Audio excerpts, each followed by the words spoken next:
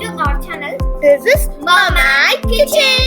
இன்னைக்கு Mama Kitchen எப்படி என்ன பண்ண போறோம்னா உளுந்த வடை எப்படி செய்யலாம்னு பார்க்கலாம். சோ இதுக்கு நான் வந்து 1 கப் உளுந்த 1 hour முன்னாடி தண்ணி நல்லா சோக் பண்ணி எடுத்துர்க்கேன். இத ஒரு மிக்ஸி கிரைண்டர்ல மாத்தி நல்லா கிரைண்ட் பண்ணி எடுத்துர்க்கேன்.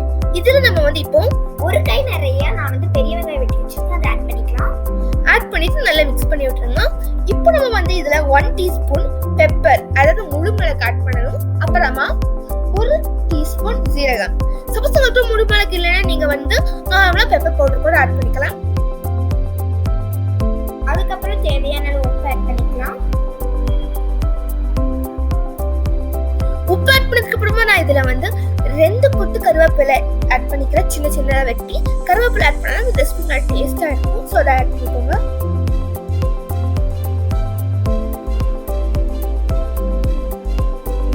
நல்லா நம்ம பீட் பண்ணி நம்ம வந்து மிக்ஸ் பண்ணணும். அப்பதான் நல்லா பஃப்னு வரும் நமக்கு.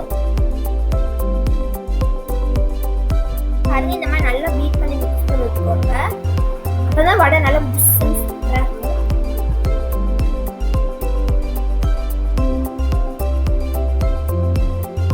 அவ்வளவுதான் நமக்கு வடைக்கான மாவு ரெடி ஆயிடுச்சு.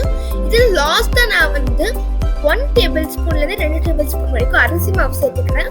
ஏன்னா கொஞ்சம் தண்ணி அதிகமா இருக்கிற மாதிரி இருக்கு, அதனால சேர்த்துக்கிறேன். சப்போஸ் உங்களுக்கு தண்ணி எல்லாம் கரெக்டா இருந்துச்சுன்னா சேர்க்க வேண்டாம். ஸோ இப்போ நான் வந்து ஒரு பாத்திரத்துல நான் வந்து ஒன்று வச்சிருக்கேன், தண்ணி வச்சிருக்கேன். ஸோ வந்து அந்த மாவு கொஞ்சம் வந்து தண்ணி மேலே போட்டோம்னா தண்ணி மேலே அந்த மாவு மிதக்கணும். ஸோ அதான் கரெக்ட் கன்சிஸ்டன்சி. ஸோ இப்போ நான் வந்து எப்படி அந்த ஷேப் பண்ணுறேன்னு சொல்கிறேன்.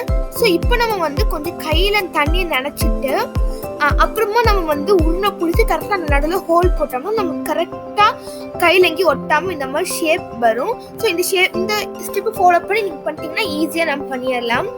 ஸோ இப்போ நான் வந்து இது பண்ணி வச்சுருக்கேன்.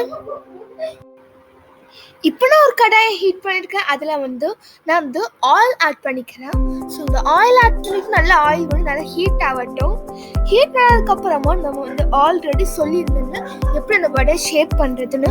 ஸோ அந்த மாதிரி நம்ம ஷேப் பண்ணி ஃபுல்லாக நம்ம ஆட் பண்ணி நல்லா டீப் ஃப்ரை பண்ணி எடுத்தாலும் 2 சைடுமே. உங்களுக்கு அந்த ஃப்ரை வரல அந்த மாதிரி நல்லா வாட்டர் போட்டு வரலன்னா சும்மா உடனே பிடிச்சி அந்த மாதிரி பண்ணிக்கலாம். அதுவும் ரொம்ப சூப்பராக இருக்கும். டேஸ்ட்டில் வந்து வித்தியாசம் இருக்காது. அந்த ஷேப் பண்ணுறதுல கொஞ்சம் வித்தியாசம் இருக்கும்.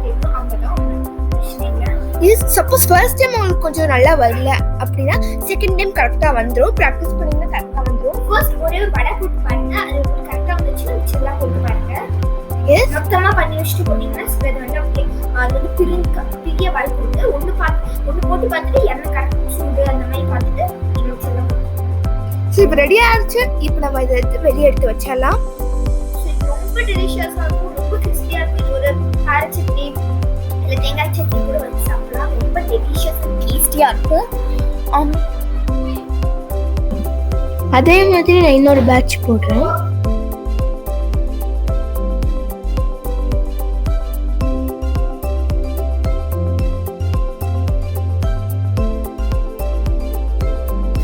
ஸோ அவ்வளோதான். உங்களுக்கு இந்த ரெசிபி பிடிச்சிச்சுன்னா லைக் பண்ணுங்கள், ஷேர் பண்ணுங்கள், சப்ஸ்கிரைப் பண்ணுங்கள். கீழே கமெண்ட் பாக்ஸில் கமெண்ட்டும் பண்ணுங்கள். So bye.